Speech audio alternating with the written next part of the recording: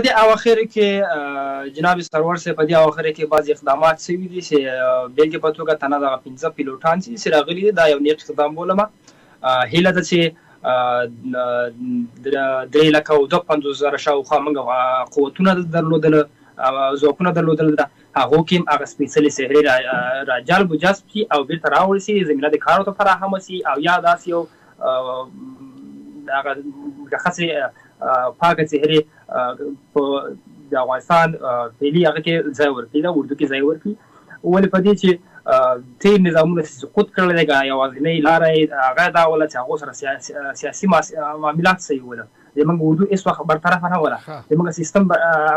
بېطرفه نه و، همیشه دخیل و. د بېلګې په توګه یو د تېر وزام کې موږ داسې درلودل یو ویان خو پوښتنې همدا دي عمرخیل صاحب، پوښتنه غټه همدا ده که موږ راواخلو ان د داود خان له زمانې څخه هماغه وخت هم داسې اردو موږ درلودله چې د بېطرفۍ چیغې کېدلې. ولې که اردو په یو شکل نه شکل ډنګه نه شوه خو ولې د نظام په سقوط کولو کې غټ لاس د هماغه چا و چې په اردو کې و. په هغه پسې د نور محمد تاریکي سقوط، په هغه پسې د حافظ الله امینان تر پرونه دغه ډول سقوطونه شوي دا ټول له خوشباوریو څخه شوي دي. لږ تر لږه که اردو څخه کدرونه جذبیږي باید خوشباوري نه وي، اصول باید وي. دغه اصول باید څه ډول وي عمرخیل صاحب چې یو کس راځي باید فلټر شي، اصولو باندې راشي، اردو ته داخل شي، دغه اصول ورته څه ډول وضع شي؟ درې مشکلات موږ متاسفانه لرو، درې مشکل لرو. همیشه د موږ اردو بېطرفه نه وله، سیاسي وله، سیاسي وله. موږ باجت موږ ورته نه درلوده، نور په لمسون به وله، سیاسي برخورد به سره کېده، دا تر اوسه نه وله. بل همیشه دغه ځوانان سپېڅلي ځوانان قرباني شوي دي، که هرې خوا ته ولله دغه ځوانان قرباني شوي دي او قرباني وکړې. بل اساسي خبر دا ده لرې به نه شو دغه تېر جمهوریت ته به لاړ شو. زه نه وایم داسې دلته څوک نشته اوس زه د هغو په هغه خبرې وکړم، مګر همداسې ولې رتبې او پیسو خرڅېدلې، رتبې به داسې به وله له هر سفارت دلته صحبې درلودله په اردو کې، هر یوه صحبې به درلودله په اساس د سفارت به لیست ورکوه هغه مقرر کېده. تاسو لیدل دا مشکلات وخت را سره کم د اندر صاحب یوه پوښتنه له ټولو بېرته له سره کومه ټولو ته به نوبت پاتې شي. راځئ احمدزی صاحب له تاسو پیل کړو. د نوي ځوان ملا محمد یعقوب اخوند وطنۍ مینې ته په کتو باندې که هغه یوازې شعار دی او که عمل دی خو تر ډېره پورې خبرې سپېڅلې دي او د وطن مینه او درد پکې معلومیږي، فکر کوئ چې څه ډول اردو به دی ورغوي ځکه وزیر دفاع د هېواد دی؟ نو داسې ده چې په هره ډله کې چې مشر سپېڅلی وي، پاک وي او هغه ژمن کس وي، نو هغه نه ماتحت کسان چې دي دا د هغه لارویان جوړیږي او د هغه لاروي به وکړي. نو زه دا وایم چې انشاءالله چې دغه ځوان د افغانستان د وضعیت لپاره یا د اردو د کنټرول لپاره یو ښه ځوان دی او انشاءالله دا به کنټرول هم کړي. نو موږ هیله همدا ده چې دا به د خپل په څېر همداسې ژمن کسانو په اردو کې ولري او دا به جذب کړي. ډېر ښه. اندر صاحب راځئ له تاسې هم پوښتنه کوم، وخت را سره بیخي کم دی. د ملا محمد عمر اخوند زوی ملا محمد یعقوب اخوند په خپلو څرګندونو کې دایما وایي که زه مجرم وم له همدې سټیجه چې چېرته وینا کوي وایي ما دې هم محکمه ویسي او څوک دې حق نه لري چې ملا یعقوب پسې راشي او وایي چې د مظلوم دی او سره بیلوي. وایي که مظلوم ثابت شم بیا مې ننګه وکړي او که چېرته مجرم هم باید سزا ووینم. یعنی وزیر د دفاع د یو هیواد په خپله دا چیغه کوي. څومره صداقت وینئ په نوي خصوصا فوزي برخه کې او دغه ډول ځوانانو کې چې د هیواد د چارو په راز ته راغلي دغه ډول څرګندونې او دغه ډول دریځ څومره ښه والی راوستلی شي؟ وخت کم دی را سره. مننه کوم د ښاغلي ملا یعقوب اخوند له ده څرګندونو نه ډېرو ځوانانو استقبال کړی او دا ډېر یو ښه زیری و. خو ایلمن یم چې په شعار کې پاتې نه شي. زموږ ټولو دولتونو چې راغلي دي په لومړي سر کې دغسې ښکلي ښکلي شعارونه ورکړي دي او بیا وروسته یوه هم هغه عملي شوې نه ده. خو کله چې افغانان نور نو د جګړې ستړي دي او په واقعي ډول که نور غواړي چې دا وطن دغه مځکنۍ بشپړتیا موږ وساتو او دې ته خدمت وکړو، دغسې لکه ملا یعقوب اخوند چې شعار ورکړی او دا شعار باید عملي سي واقعا باید نور حق حقدار ته وسپارل سي او کار اهل کار ته وسپارل سي پرې نه دي چې نور سفارتونه تعینات وکړي او یا هم د پیسو او یا هم د واسطې او یا هم په محکمه کې دې ته وګوري چې دا نو د فلاني صاحب زوی ده دې ته باید برات ورکړو او د غریب زوی به پایمال نور دغه شعار د ملا یعقوب باید موږ د خپل یوازې نظامي اړخ کې نه په هره برخه کې له عادي ښاروالي نه را شروع تر قضا او څارنوالي په هره برخه کې باید عملي کړو په نظامي او په داخلي زور نور په افغانستان کې باید پای ټکی زور ټکی ودل سي افغانان باید آرام ژوند ډېره مننه عمر خیل صاحب راشئ کله تاسې وپوښتو فقط په لنډو کې اوسني حکومت سره د خپل ولس څومره درد پروت دی ظاهرا دوی خو ښه شعارونه ورکوي لکه سره هم اندر ته اشاره وکړله هیله ده چې په شعارونو باندې عمل وکړي او یو څه زه غواړم چې هغه افغانانو ورونو نه پوښتنه وکړم او په ډېره درښت هیله ترې نه کوم چې نور افغانان له جنګ څخه خسته دي تاسو د پاسپورټونو څخه خسته وو لکه تېر په څېر اوس هم هغونه خسته دي خارج کې له فیسبوکو له لارې افغانان مه هڅوئ جنګو ته افغانان له جنګ څخه خسته دي او اسلامي امارت ته مو دا مشوره ده چې تاسو څخه ډېر په درنه هیله کوو چې هر لاره د اردو جوړوئ که ملکي بخش تاسو کوئ یو اساس په اساس د انتخاب په اساس د لیاقت په اساس د پوهې دوی ته ځای ورکړي او بل اساسي خبرداره هیله لرو چې افغانستان کې د موږ اردو نوره سیاسي نه وي چې لکه تېر حکومت غوندې چې هم معامله سوله او هم د سیاسي روابطو په اساس نظام سقوط وکړو د موږ آینده اردو باید نظام باید داسې سپیشل اردو وسیږي چې سیاسي نه وي او بله مستقله وي او بل اساسي عمر خیل صاحب تور ودان خوشحاله اوسئ اندر صاحب له تاسې هم مننه او دلته په سټوډیو کې له ښاغلي احمدزي صاحب هم مننه چې غوښتنه مو ومنله او په بحث کې را سره ګډونوال شوئ درنو لیدونکو نننی محراق هېواد ته د 15 پیلوټانو په بیا راتګ باندې راټولو میلمنو دغه ګام پر ځای او نیک وباله او د یو ښه اقدام د کړکۍ نوم یې ورته ورکړ ویلې چې د دې سره به هېواد کې وضعیت نور هم ښه شي تر بل محراقه د خدای په امان درنو لیدونکو بیرته هم ستړي مه شئ تر اوسه په دې باندې وغږېدو چې د کادرونو راتګ افغانستان ته دا یو ښه اقدام دی او ورسره احمدزي صاحب اشاره هم درلوده چې باید یو چاڼ هم وشي خو راشئ له تاسو کې پیل کړو دا ځل اندر صاحب پوښتنه دا ده چې افغانستان کې فساد دومره هم شوی و چې حتی انسان به هم په ځان ډارېده چې ممکن زه هم یا جاسوس اوسېږم یا غل اوسېږم او یا د یو چا لاسپوسی اوسېږم تر دې کچې ته فساد رسېدلی و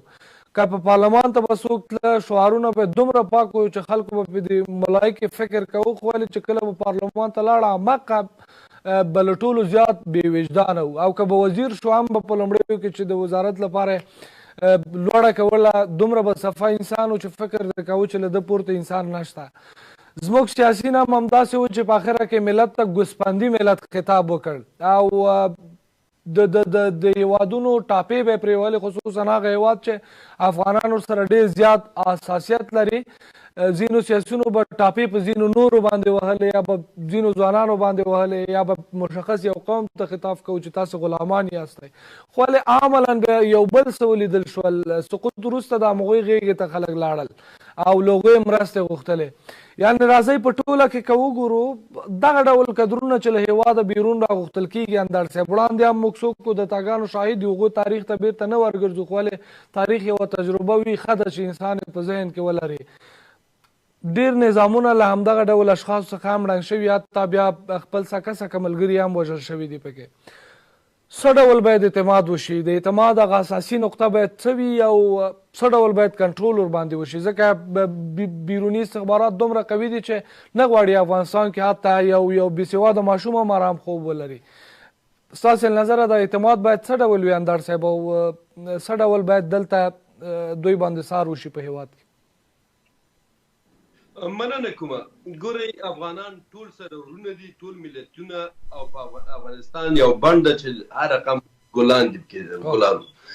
او په واقعا سره تاسو ښه خبرې ته اشاره وکړله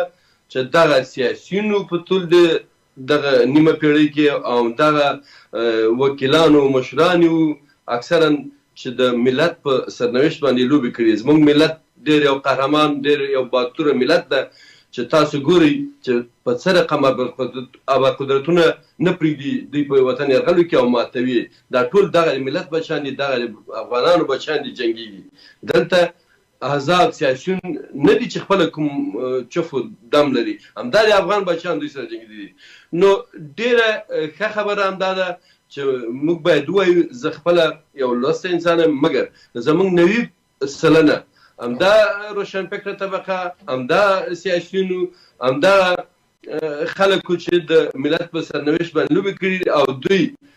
وطن ته تقریبا ویلی سم چې خاین او ملت ورته وفادار، تل وفادار پاتې شوی. د دې لپاره چې نور دغه مسایل درست کنټرول شي، دې ته ښه قوانین د جزا پکار دي، په داخل کې ښه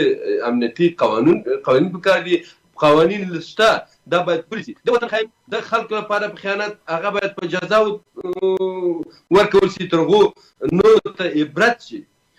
د کدرونو د راتګ ویلې زموږ غېږه باید یوازې کدرونو ته خلاصه نه وي، بلکې ټولو افغانانو ته، هر افغان ته باید موږ د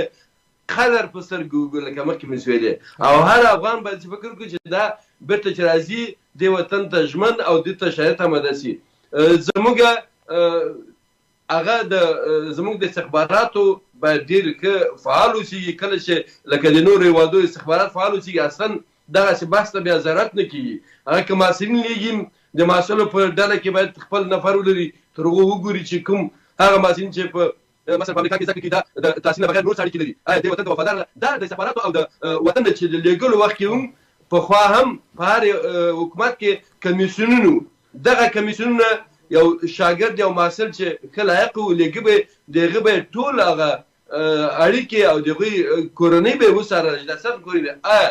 دا بیرته راځي دې وطن ته، آیا دې وطن ته دومره مصرف په میلیونو په لکاو ډالره مصرف ورباندې کېږي، دا دې وطن ته په دغه خوري که نه. دا ډېر مهمه شیان دي چې دا په دولتي چارو کې څوک کار کوي هغه خپل ورباندې پرېږدي. نو د راوستلو هر افغان ته باید موږ وړاندیز وکړو. ټول افغانان زموږ ورونه دي او موږ چې په خارج کې اوسېږو یوه ورځ هم خوشحاله ژوند نه تېر کړی. تاسو پوهېږئ دا ځوانان چې را روان دي، زه ډېر اړیکې لرم ځکه زه په ښوونځي کې کار کوم معلم یم. نو دا ځوانان چې راځي دوی له ډېرو بدمرغیو سره راغلي دي، ځینې په لارې ماهیان خوري، ځینې ورکېږي، یخونې وژني. تاسو دا ویډیوګانې وینئ. د دې مسؤلیت دغه د افغانستان د حکومتونو د سیاسیونو د هغو شرایطو د هغو ظلمونو کول دي چې په افغانانو یې کول، همدغه برخوردونو چې افغانان یې مجبور کړي چې بهر ته فرار کړي. او دلته هم ګورئ اوس شرایط نه آماده، اقامه نه ورکوي، قبولي نشته، او دا بیچارهګان د ورځې 3000 4000 ایران ته راځي، په بدمرغیو باندې، په مرضونو، په بدو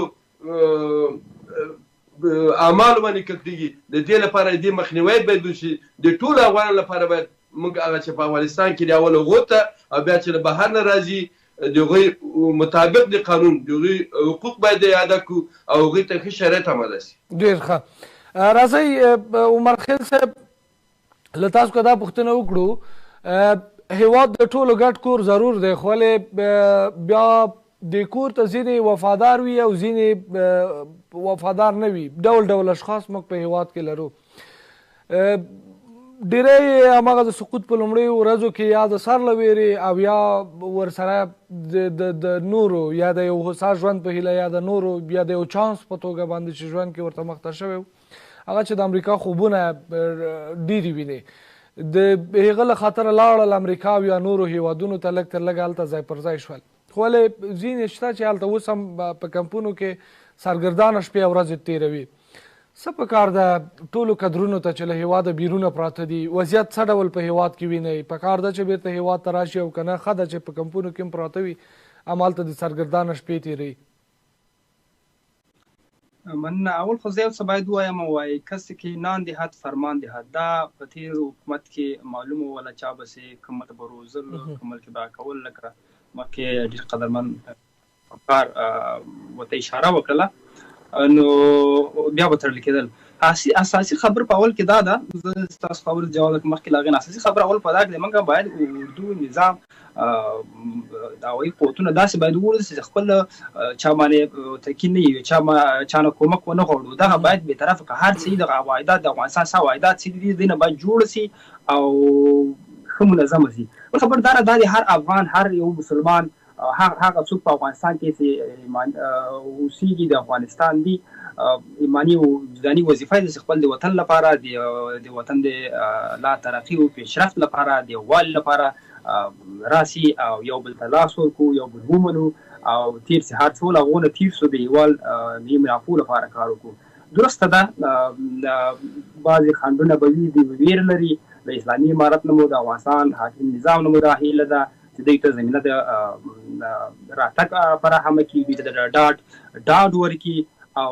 له هغه مسلکي کادرونه چې په افغانستان کې شتون لري او خارج تاسو لکه څنګه ستاسو اشاره وکړه په کمپو کې دي، راځي افغانستان د ټولو ګډ کور ده،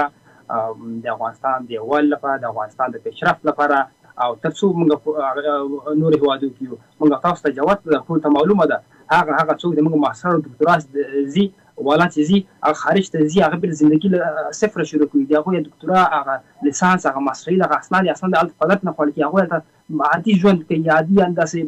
معنا چې یا په هوټل کې یا بل چې د غریبي کې، نو هغه هم ښایي خپل استعداد، لیاقت، پوهه په خپل هېواد کې مصرف کړي او دلته نورو د موږ هېوادوالو زموږ تر څنګ سره ژوند وکړي. ډېر ښه. احمدزی صاحب راځئ له تاسو پوښتم، وړاندې اندړ صاحب او د عمر خیل صاحب خبرې هم تاسې واورېدې. له هېواده بیرون لږ نه موږ ډېر قدرونه لرو، ضرور تقریبا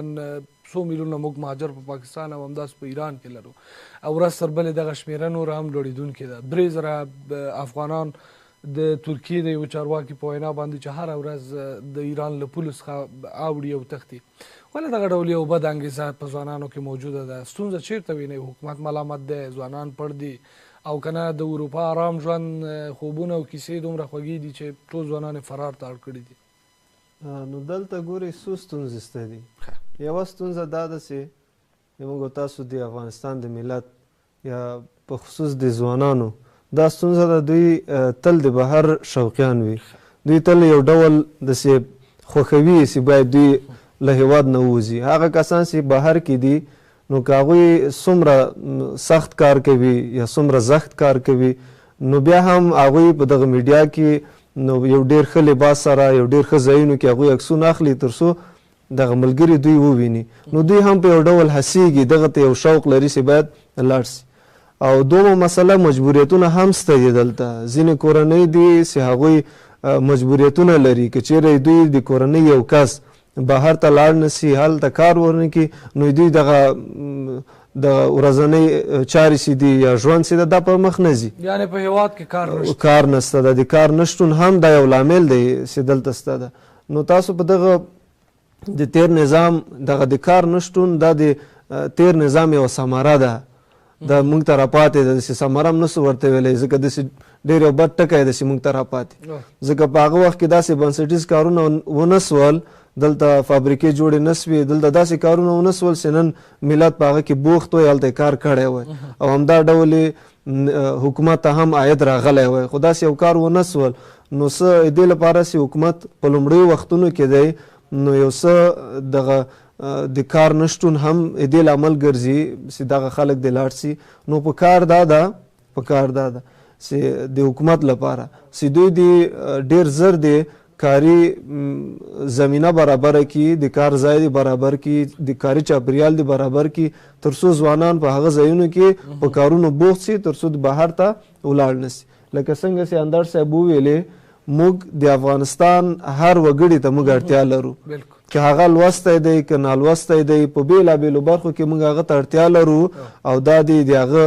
د راغوښتو لپاره د حکومت باید قوانین وضع کړي، د هغوی لپاره تګلارې ولري تر څو دغه بهر نه د موږ هېوادوال بیرته راسي، خو هغه په هغه وخت کې راځي. ګورې یو که دغسې شرایطو کې هغوی راځي نو دلته به یو څه ستونزمن وي، ځکه دلته کار نه وي او هلته هغوی یو یو څه روزګار برابروي د خپل د کورنۍ لپاره یا خپل ځان لپاره. نو که چیرې موږ دلته راغواړو نو دلته باید هغوی ته زمینه د کار برابره وي، دلته هغه چاپیریال برابر وي چې هغوی دلته ژوند وسې کړی، هغوی په یو ډول سره زړه یې دلته وتړل سي او راسي. نو هغوی له دې ډارېږي که موږ چیرې افغانستان ته لاړ سو کیدای شي هلته موږ ولږې سره مخ سو، هلته موږ له فقر سره مخ سو، هلته ډېرې ستونزې. فکر کوئ چې شونې ده چې افغانستان کې څوک اوسیږي او دغه ډول کیسې یا له افغانستانه بیرون وي یا په افغانستان کې اوسیږي، د فقر، ویرې او همدا ډول د ژوند د خرابېدو هغه هیله چې د انسان په ککره کې یو قسم ویره خپروي د انسان په ذهن کې. مثلا ډېری ځوانان موږ په هېواد کې وینو چې د خپل راتلونکي لپاره کاملا ناهیلي هم شته، ځکه وایي حکومت کې یوازې هماغه د تیر حکومت کارکوونکي جمع یو څو پوځیان چې مثلا 1 لک پورې شمېر ورسېده او نور د وظیفو مخه بند. نو طبعا یو ناهیلي خپره ده. فکر کوئ چې دغه ناهیلي د ژر له ځوانانو ککرو څخه والوځول شي، لرې دې کړلی شي؟ همدغې ناهیلي لپاره یا د همدغې ناهیلۍ د لرې کولو لپاره کار کولو ته اړتیا ده. دې ته باید کار وسي، داسې په یوازې وینا باندې هم نه کیږي چې موږ خلکو ته ووایو چې دغه فکر له سره وغورځوي او هغوی دې وغورځوي. نو دې لپاره عملي اقدامات پکار دي، باید ځوانانو ته د کار زمینه 100% برابره سي تر څو هغه ځوان زړه ته یو هیله پیدا سي. بالخصوص دا اوس درته وایم موږ په هر ریاست کې خالی بسونه ډېر لرو، په وزارتونو کې لرو. راځئ یو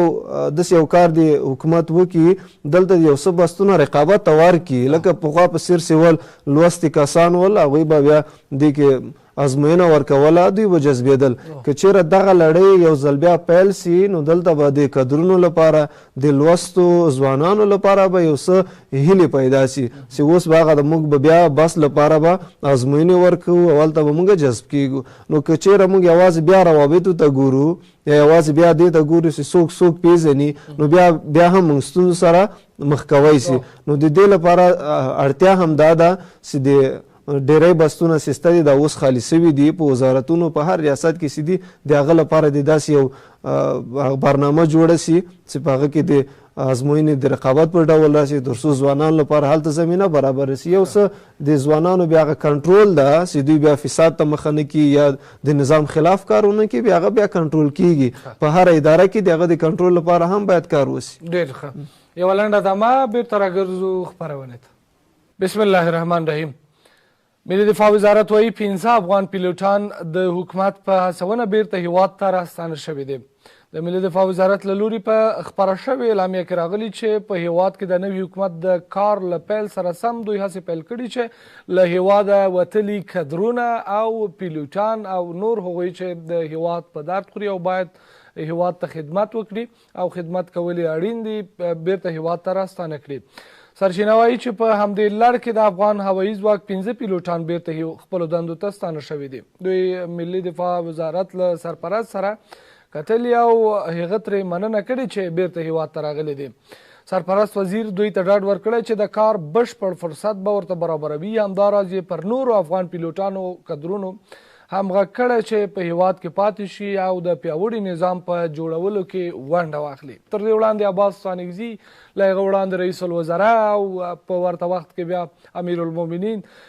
دوی ټولو هم له هیواده بیرون په کدرونو غږ کړی و چې سر او مال خوندي دی هیواد ته د بیرته راشي. تازه د دې پیلوټانو پر راتګ انس حقاني هم خوښي ښودلې او ویلي دي چې افغانان له هیواده بیرون ښه نه ښکاري او ژوند یې تریخ دی او پکار دی چې دوی ټول بیرته هیواد ته راشي. انس حقاني وایي اسلامي امارت نه غواړي چې یو افغان دې هم له هیواده بیرون وي. سلام درنو لیدونکو ته ستړي مشئ، زه الفت سرور یم. نننی محراق په همدغو موضوعاتو راټول دی او د بحث اساسي پوښتنې همدا دي چې آیا په نورو برخو کې هم کدرونو ته د کار زمینه برابره ده او که یوازې پیلوټان چې اسلامي امارت ته پکار دي باید هیواد ته راشي؟ کومې نورې برخې دي چې اسلامي امارت ورته ضرورت لري او که هغه کدرونه چې په هیواد کې دي لا ورته د کار زمینه نه ده برابره، څه کول پکار دي اسلامي امارت ته چې له دوی سره څه ډول چلند او برخورد وکړي تر څو دوی په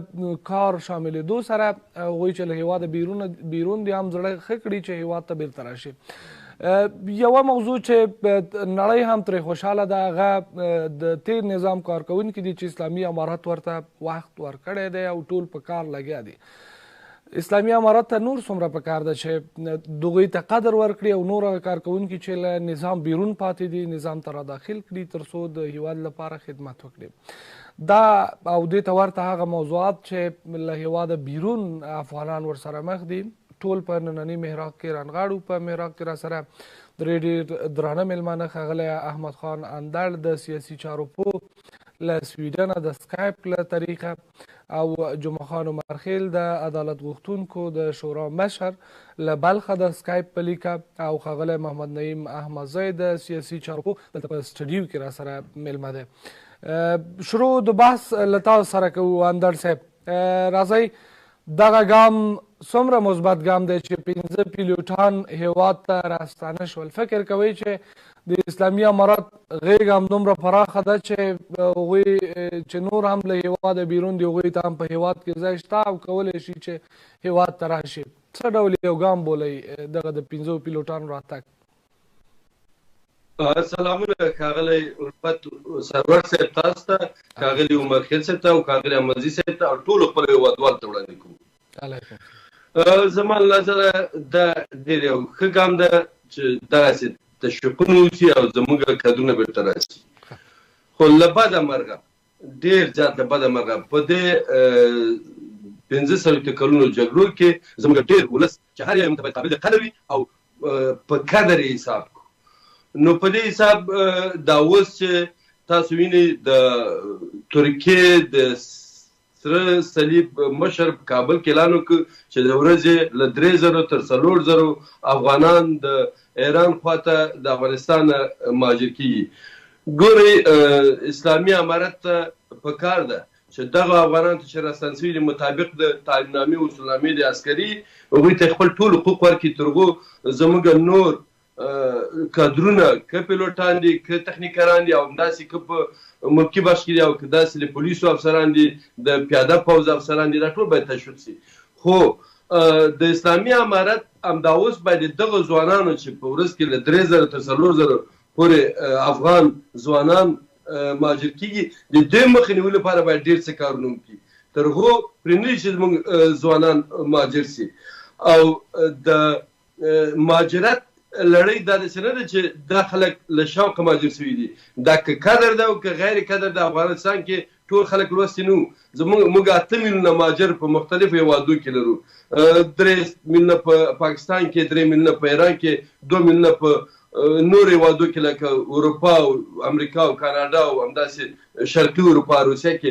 ډېر زیات مهاجر لرو د دې ټولو لپاره باید هغه خلک چې افغانستان ته بیرته راتلونکي دي شرایط آماده سي قوانین پاسي کار وسي ډېر خلک دي چې همدا هره لحظه غواړي چې خپل وطن کې ژوند وکړي او د خپل وطن لپاره خدمت وکړي مګر دغه شرایط زموږ تیرو دولتونو نه یوازې چې آماده کړی نه بلکې دغسې اعمال اجرا کول چې دغه خارج میشته افغانان بیخي زړه ښه نه کړي افغانستان ته لاړ شي ډېر افغانان په جمهوریت کې تللي وو بېرته راغلل ځکه دوی نشي کولی له مافیایي کړیو سره لاس یو کړي او رشوتونه واخلي او یا هم کار ته زمینه نه ورته برابروله اوس هم د اسلامي امارت باید دوی ته ښه شرایط آماده کړي ښه قوانین د مهاجر وزارت لرو په دې کې پاس کړي او همداسې د داخل د افغانستان کې د معیشت او د شرایط د ژوند امنیت همداسې مطمئنوالی ورته راولي تر هغو خلک چې له بهر نه راځي دلته وکولی شي خپل د امنیت باندې مطمئن اوسېږي نو د دې لپاره موږ باید دغه 15 ورونو ته چې افغان پیلوټان دي ډېر خوشحاله سو همداسې شاید اسلامي امارت هم خوشحاله وي ځکه دوی له کدرونو له کموتوالي سره مخامخ د تاسو وینئ چې زموږ ګاونډي د پاکستان هیواد صدراعظم عمران خان اعلان وکړ چې موږ حاضر یو افغانستان ته کدرونو دکتورینو متخصصین ولیږو موږ ولې له خپلو متخصصینو استفاده ونه کړو موږ ولې شرایط ورته آماده کړو چې فرار وکړي موږ ولې دا بهر کې هر ځل چې زموږ د حکومت پلاوي بهرنیو هیوادو ته ځي هلته باید دا اعلانونه وکړي چې افغانان دې بیرته راستانه شي ډېر زیات کدرونه افغانستان ګوري په علم او پوهه جوړېدی شي یوازې امنیت هم یوازې کراري هم نشي کېدلی چې موږ وایو چې امنیت ده او اسلامي امارت امنیت راوستلی او موږ نور خوشحاله شو دا وطن کدرونو ته پوه خلکو ته او دا خلک ټول د ملت په پیسو روزل شوي دي د حکومت په پیسو روزل شوي دي د خوار غریب په مالیه باندې روزل شوي که ډاکټر ده که پیلوټ ده که افسر ده که مامور او که هر څوک خو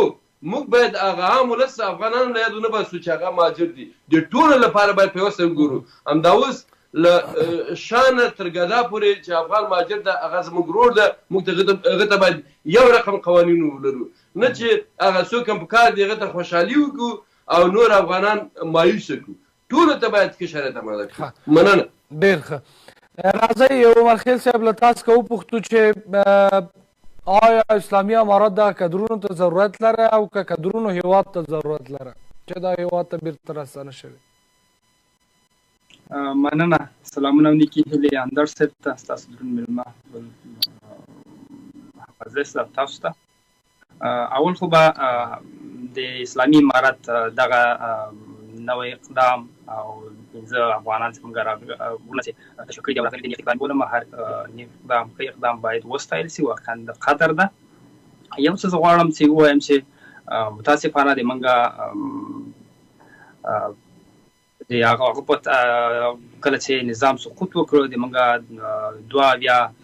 تیارې له منځه لاړلې تقریبا 500 هوایي ځواک مو بې ځایه سو مهاجرت ته اړ سول او یا هم په هېواد کې پټ دي یا چېرته د خپله هغه تشویشات سي لري بل خبرداره چې زیر څنګه چې موږ باید داسې پیاوړي اردو او هوایي ځواک ته ضرورت لرو چې موږ د افغانستان د ملي حاکمیت څخه دفاع وکړي همدارنګه د افغانستان ملي نواميس څخه دفاع وکړي همدارنګه د افغانستان د سرحداتو څخه د دښمن په مقابل کې دفاع وکړي اوس اړتیا دا ده چې دغه اردو چې تیر اردو ولا تیر کمانډو ولا تیر ځواکونه ولا دا راوغوښتل سي تشویق سي چانس سي البته چانس سي چانس سي راوغوښتل سي مسلک کډونه راوغوښتل سي تر څو د منګه پر راتلونکي کې د اردو داسې اردو ولرو چې بې طرفه که هر حکومت زیو راځي دغه سیستم په خپل ځای کې وي او اردو د موږ به طرف وي تاسو وګورئ د موږ ګاونډیو لري بنو ګاونډیو ته ځو نور هیوادو ته ځو هر چیرته چې دا اردو هیڅ وخت سیاسي نه ده سوي مګر متاسفانه په افغانستان کې تل سیاسي برخوردو سره سوی ده اوس مو د اسلامي امارت څخه د افغانستان اسلامي امارت څخه دا هیله ده لکه دا رقم 15 دانې کډونه چې دوی راغوښتي 15 پلوټان دوی راغوښتي او راغلي دي کورې ودان نور هم د دوی نه موږ توقع دا ده چې نور د افغانستان هغه نظامي مسلکي کډونه هغه هم راوغواړي تر څو په راتلونکي کې موږ یو داسې اردو ولرو داسې بې طرفه اردو ولرو چې د افغانستان ملي نواميسو د افغانستان د سرحداتو څخه د افغانستان د استقلالت او ازادۍ څخه په بشپړه او په میلان سره دفاع وکړي البته یو څه زه غواړم چې اضافه یې کوم د موږ اردو او هوایي ځواک باید داسې یو ځواک واوسېږي چې سیاسي ونه اوسېږي زموږ بې طرفه واوسېږي او داسې یو باتقوا ځواک واوسېږي چې بېساري په سیمه کې